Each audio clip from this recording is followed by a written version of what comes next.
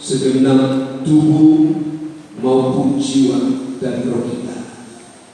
Kalau kita dapat menyadari kesempatan yang Tuhan berikan kepada saya dan saudara untuk dapat beribadah semacam ini adalah merupakan satu kesempatan anugerah, kesempatan kemurahan bagi saya dan saudara, sehingga kita dapat menikmati apa yang menjadi isi hatinya Tuhan.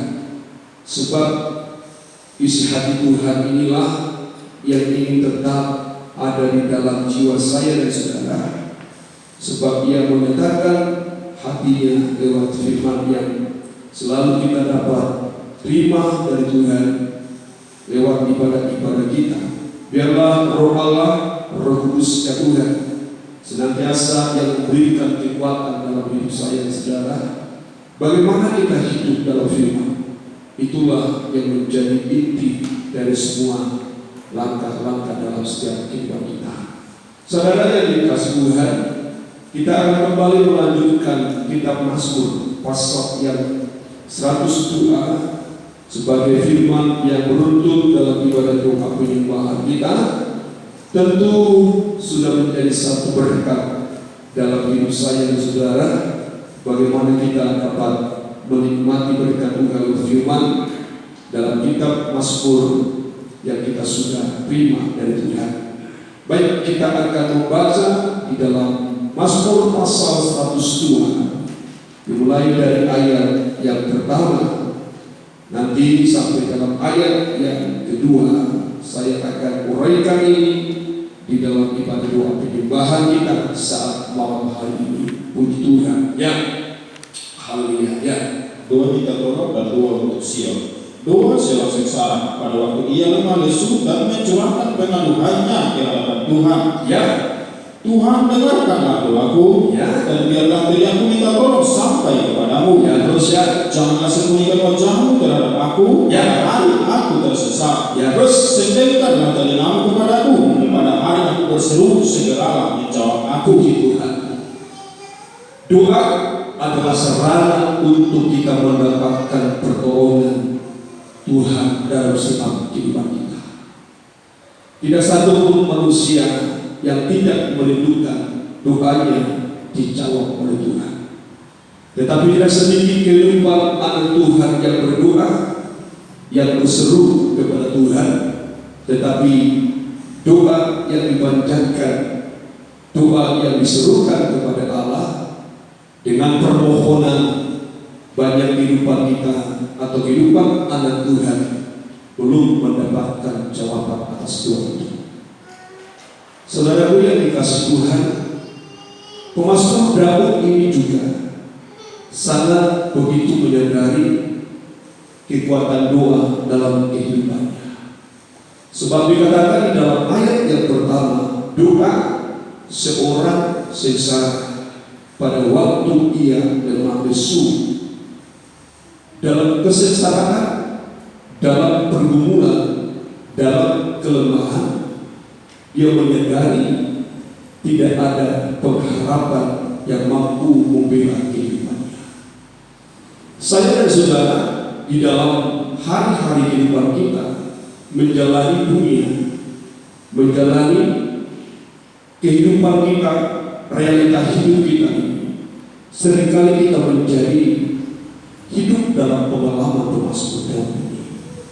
Kita sadar tidak selalu jalan kita mulus.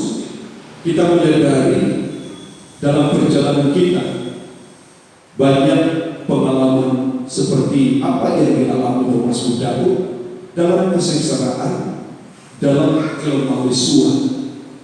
Tetapi kita seringkali lupa kepada siapa kita harus mengadu. Tetapi kita dapat diajar kebenaran firman Allah lewat pemazmur yang menyatakan ini. Di waktu aku sengsara, di waktu aku lemah, aku dapat mencurahkan pengaduan ke hadapan Allah. Kita sebagai kehidupan anak Tuhan jangan banyak curhat kepada sesama manusia. Mungkin kita berkata, ini teman, yang dapat dipercaya. Mungkin seorang berkata, ini sahabat yang sangat begitu karib dengan saya. Seringkali kita memberikan curhatan apa yang menjadi pengalaman dalam kehidupan kita kepada sesama kita manusia.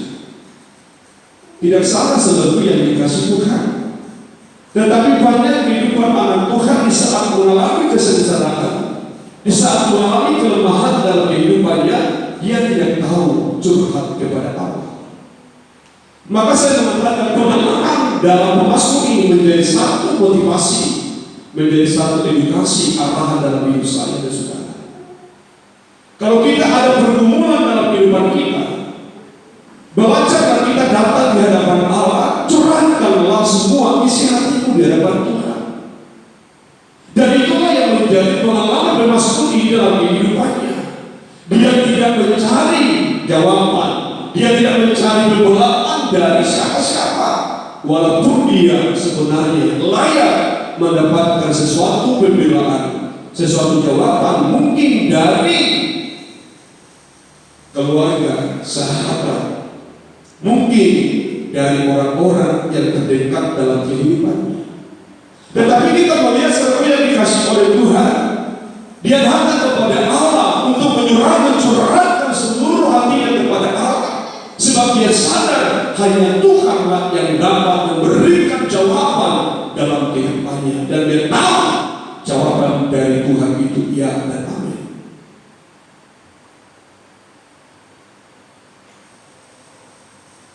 Dan jawaban dari Tuhan akan selalu membawa satu keindahan dalam kehidupannya. Nah, tetapi kita juga harus menyadari sesuatu yang dikasih oleh Tuhan. Di saat kita curhat kepada Allah lewat doa-doa yang kita panjatkan kepada Allah, apa yang kita sampaikan menjadi satu pergumulan dalam kehidupan kita kepada Tuhan, seringkali kita tidak mengalami jawaban dari Tuhan. Ada waktunya Tuhan menjawab, ada waktunya Tuhan belum menjawab, tapi ada waktunya Tuhan tidak mau menjawab. Dan ini menjadi satu pertanyaan yang sangat perlu yang harus kita ketahui dalam setiap kehidupan kita. Kalau Tuhan belum menjawab, kita menantikan jawaban dari Tuhan, kita menunggu jawaban dari Tuhan. Tetapi di saat Tuhan tidak mau menjawab doa kita, itu yang perlu kita harus pahami dalam setiap kehidupan kita. Pemasmur menyadari dalam ayat yang kedua tadi dia mengatakan, Tuhan, dengarkanlah doaku dan biarlah teriakanku minta tolong sampai kepadamu. Bukankah ini menjadi satu permintaan dari seorang pribadi pemasmur di dalam kesengsaraan, di dalam doa-doa yang dia panjatkan kepada Tuhan? Walaupun pemasmur ini dalam pemahaman kita sebagai anak Tuhan, dia seorang pribadi yang sangat berkenan di hati Tuhan. Tetapi kalau kita melihat doanya dia di dalam Mazmur pasal 2, dia berkata kepada Allahnya, Tuhan, dengarkanlah doaku dan biarkanlah teriakanku minta tolong sampai kepadamu. Ini pertanyaan bagi saya dan saudara. Bagaimana kalau kita tidak mendapatkan jawaban daripada Tuhan di saat doa kita tidak sampai kepada Allah? Kita berteriak kepada Tuhan, tetapi teriakan kita dihambat oleh sesuatu, tidak sampai kepada telinga Tuhan.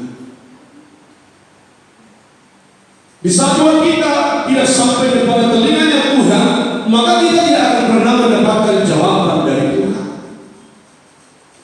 Kita berdoa berhari-hari, kita berdoa berminggu-minggu, berdoa bertahun-tahun. Apa yang kita doakan kunjung tidak dijawab oleh Tuhan. Dan tidak sedikit kehidupan manusia berputus asa atas doa-doa yang dipanjatkan kepada Allah.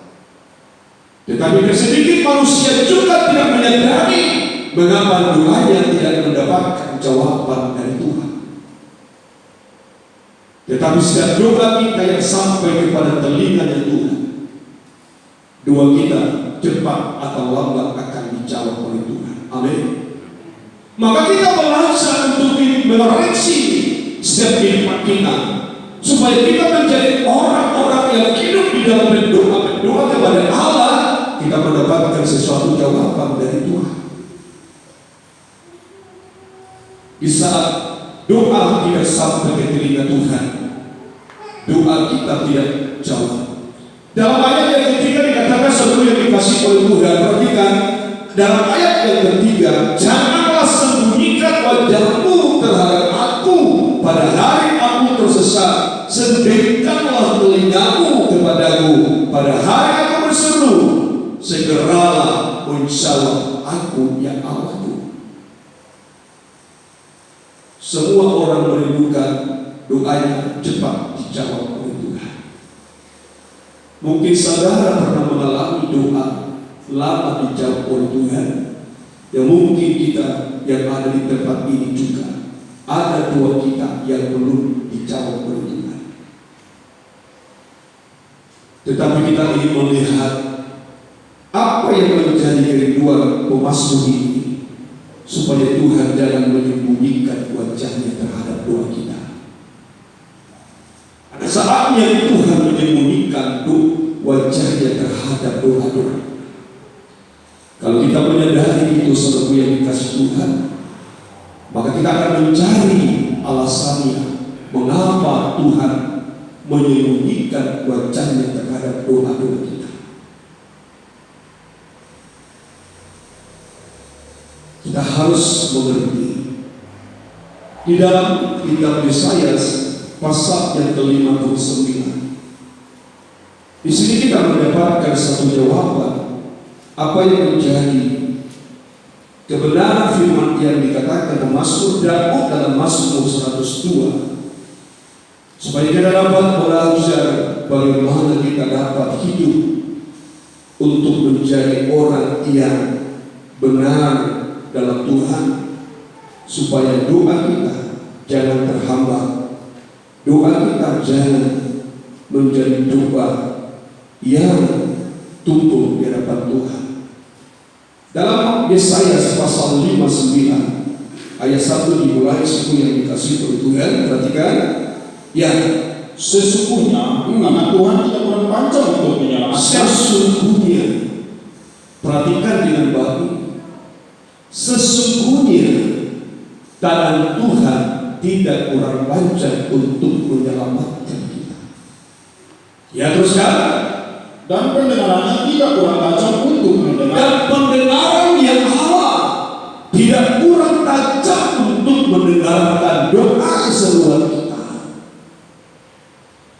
Artinya Allah itu Allah yang punya telinga yang sangat tajam untuk mendengarkan seruan-seruan anak-anak Tuhan. Di saat kita berdoa, Tuhan menyembingkan telinga, dan telinga di Allah begitu tajam mendengarkan doa anak-anak Tuhan. Tetapi mengapa telinga Tuhan bisa tertutup? Mengapa doa-doa kita tidak sampai pada telinga Tuhan? Di dalam ayat ini kita diajar untuk mengerti bagaimana kita harus hidup menjadi seorang pendoa di hadapan Tuhan. Sebab Tuhan tahu bahwa hidup kita ini adalah rumah doanya Tuhan. Amin. Amin. Saya dan saudara adalah rumah doa. Tentu hidup kita harus hidup dalam doa. Sebagai anak Tuhan tidak memiliki kehadiran untuk berdoa, maka hidupnya tidak pernah menjadi rumah doa. Tapi kita harus menjadi kehidupan yang menjadikan Tuhan rumah doa. Kita belajar menjadi kehidupan yang memiliki roh yang semacam itu. Perhatikanlah seluruh yang dikasih oleh Tuhan. Sungguh tangan Tuhan tidak kurang panjang untuk menyelamatkan, dan pendengarannya tidak kurang tajam untuk mendengarkan. Terus kan? Ya. Tetapi yang merupakan pemisah antara kamu dan Allahmu, ya, terus segala bicaraanmu. Tetapi yang menjadi pemisah dengan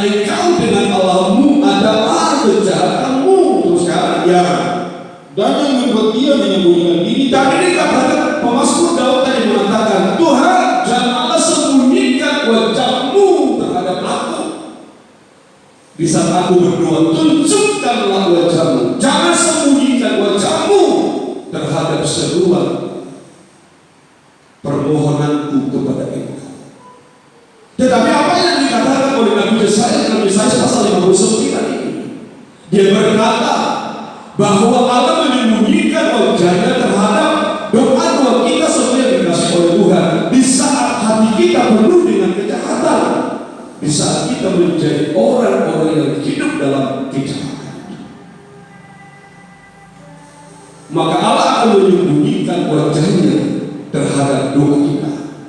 Allah tidak mau menunjukkan wajahnya terhadap kehidupan kita sebagai pendoa kepada Allah. Sebab apa? Sebab hati saya, kehidupan kita penuh dengan kejahatan.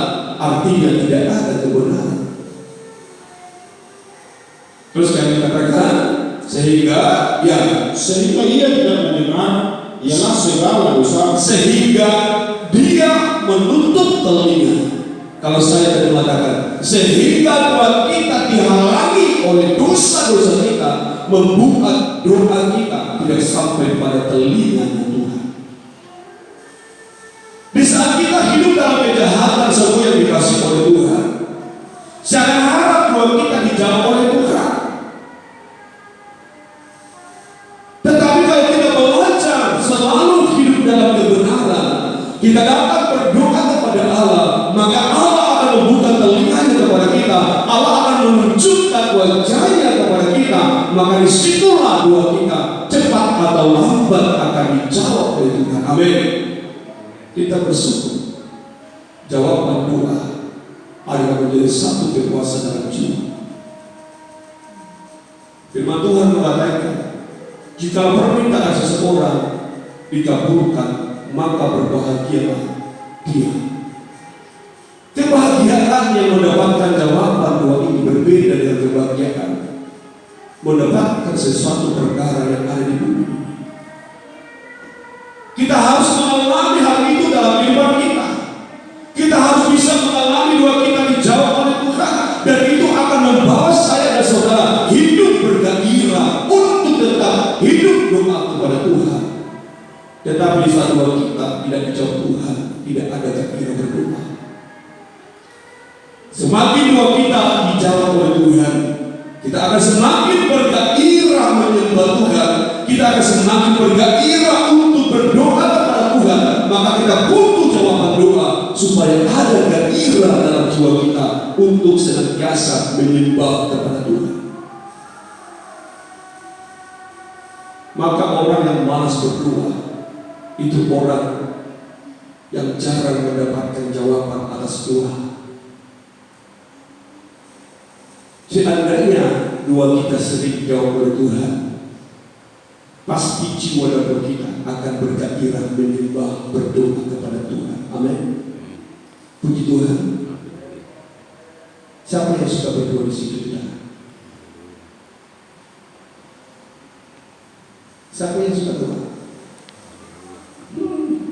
Sedikit. Rugi kalau kita tidak suka doa. Saya juga pribadi yang suka doa. Maka kalau mau melihat orang dalam satu hari dia berdoa, tetapi rohnya seakan-akan tidak berbuka, saya mengatakan ada Roh Kudus dalam jiwa ini. Sesungguhnya kehidupan yang dikuasai oleh Roh Allah. Kalau dia tidak berdoa, pasti dirinya dipersalahkan. Maka saya mengatakan kepada kita, perlunya doa dalam kehidupan kita. Di saat doa itu ada di dalam jiwa kita, doa itu ada dalam kehidupan kita, disitulah kita akan melihat apakah Allah menunjukkan wajahnya dalam kehidupan kita. Kita harus belajar sampai kita menemukan wajah Allah dalam doa kita. Di saat kita menemukan wajah Tuhan dalam penyembahan, dalam doa kita, apa yang kau minta, apa yang kau gumulkan, apa yang kau permohonkan kepada Tuhan, pasti Tuhan akan berikan. Amin. Amin.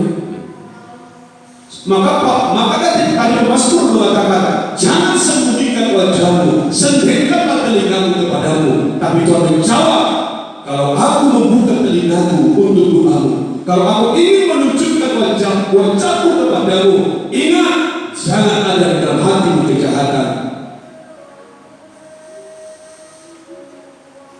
Kejahatan apa yang diperlihatkan oleh Tuhan dalam Yesaya pasal 59 ini? Yuk kita lihat dalam ayat.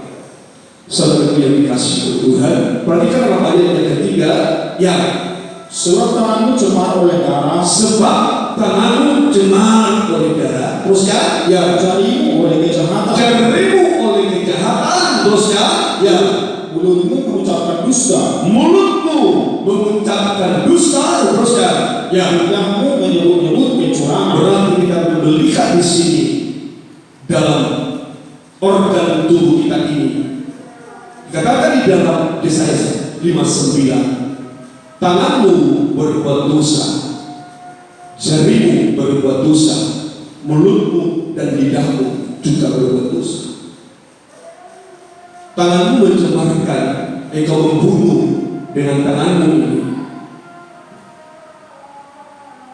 Jarimu berdosa, sebab apa? Jarimu ini suka menunjuk-nunjuk lemah orang lain. Dan mulutmu penuh dengan dusta, lidahmu penuh dengan kecurangan. Mau bagaimana Allah mendengarkan doa dari orang-orang yang mulutnya suka berdusta? Bagaimana Allah mendengarkan seruan hati, seruan dalam kehidupan kita di saat lidah kita suka menyebut-nyebut kecurangan? Maka Tuhan mau perbuatan tangan kita penuh dengan kebenaran, mulut kita yang menyembah, mulut kita yang berseru kepada Allah penuh dengan kebenaran dan kesucian. Amin. Maka kalau mulut orang yang suka mengatakan kata-kata kotor, jangan harap doanya dijawab Tuhan.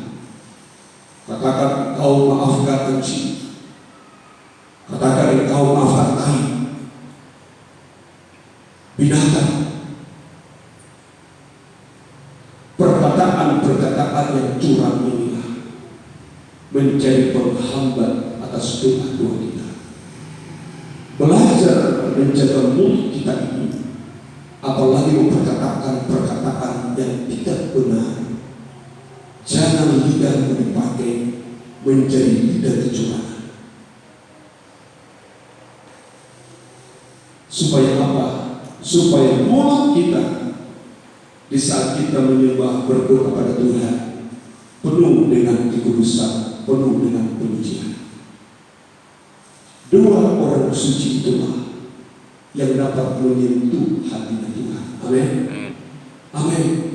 Di saat mulut orang suci menyembah Tuhan, Allah sangat begitu senang.